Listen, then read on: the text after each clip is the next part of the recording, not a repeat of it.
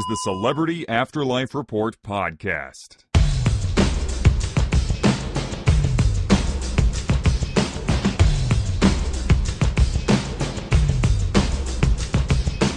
Hello, dear friends. It's time for another edition of the Celebrity Afterlife Report, the only show on the internet that gives you the up-to-the-minute gossip about all your favorite deceased celebs. You know, there's always something happening on the next world scene, so it's a challenge to keep up with it all. That's where my Afterlife paparazzi sources and I come in. I am the celebrity medium, and I serve as your guide to the latest on the other side.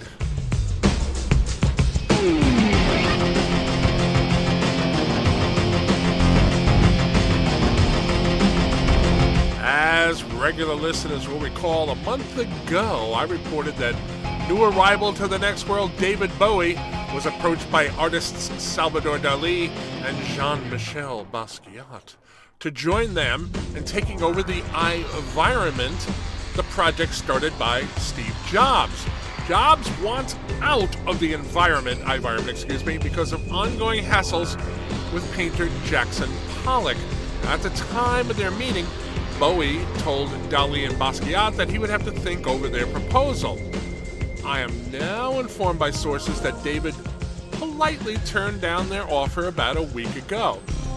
This is where things start to get interesting.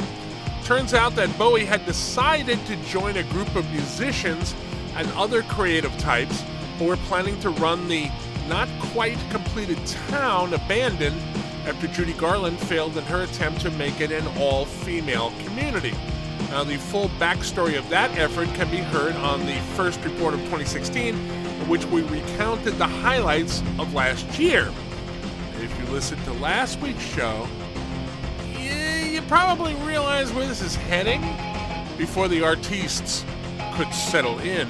Lavoy Finicum, one of the men who took over a federal bird sanctuary in Oregon and held it for 41 days, along with some like-minded people, decided to occupy the town and claim it as their own. I mentioned last week that they were flying a "Don't Tread on Me" flag over the entrance to the still unfinished town. So when Bowie and company showed up to move in, they were greeted, and I use the word loosely, by Finicum himself and several other men who physically stopped them from entering. They were told in no uncertain terms that the town now belonged to the self-described patriots and that, quote, their kind, unquote, was not welcome. As I'm sure you know, Bowie is not a physically large man, and he was not prepared for any kind of fight. So, according to my sources, he and the others with him retreated. I cannot imagine that we have heard the last of this yet. So, stay tuned.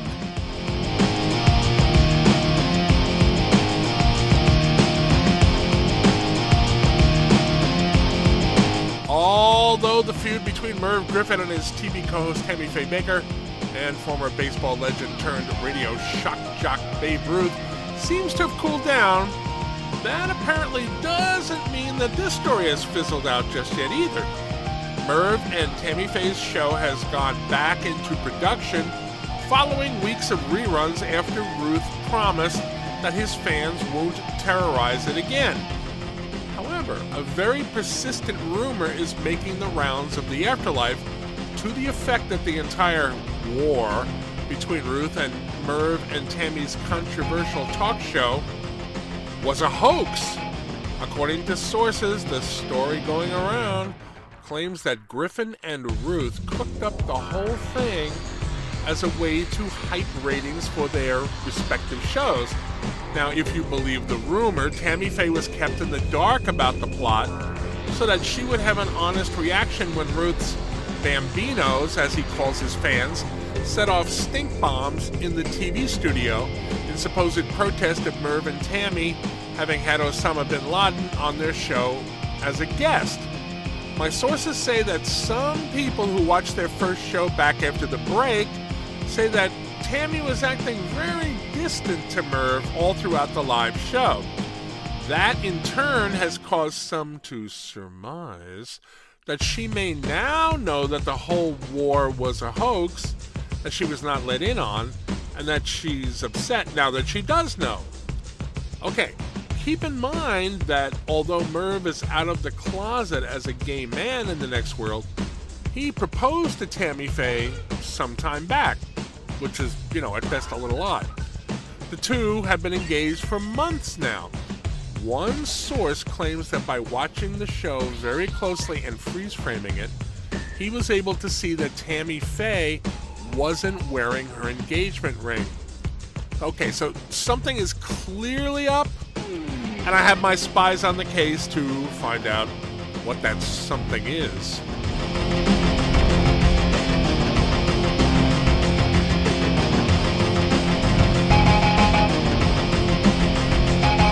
As I told you on last week's report, Edgar Mitchell, the sixth man to land on the moon, arrived in the afterlife about a week ago and was greeted by fellow former astronauts Neil Armstrong and Alan Shepard. Armstrong and Shepard were overheard offering to introduce Mitchell to Vince McMahon Sr, the father of the Vince McMahon who runs World Wrestling Entertainment. We reported that Mitchell was expected to be offered a job with NASA on Ice, a side project McMahon is setting up. I can now confirm that Mitchell has accepted the offer and is currently being taught to ice skate by a few former Olympic medalists whose names I am working on obtaining. Word is that Mitchell is a very enthusiastic, hard-working student, and that he has said, quote, "Skating is a lot like walking on the moon, only different," unquote. Okay.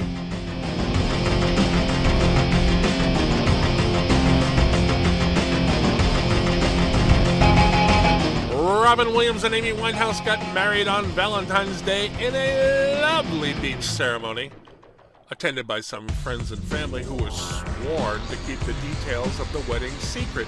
I am told that immediately after they tied the knot, the two left in separate plain black cars and were transferred at least twice to other vehicles to thwart the paparazzi who were clamoring to get photos of the event. Now, virtually nothing is known about the details of their honeymoon other than the fact that there was a party for the wedding guests, which Robin and Amy did not attend. It was catered by Pac's Place, the high-end restaurant owned and operated by former rapper Tupac Shakur. The guests had their choice of several different main courses and desserts, and I'm told there was an open bar. While Mr. and Mrs. Williams were not in attendance, they recorded a short video that was played at the party in which they expressed their love for one another and thanked their friends and family members for being there.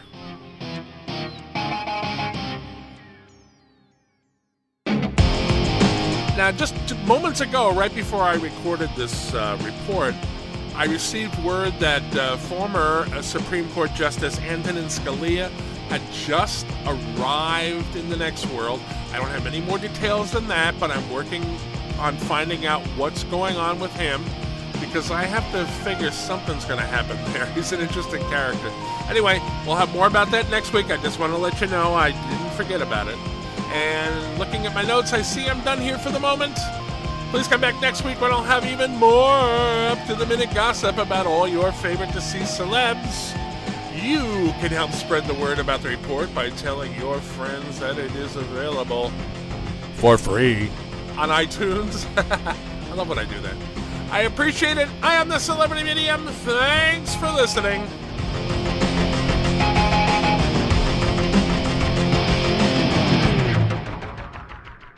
You've been listening to the Celebrity Afterlife Report podcast.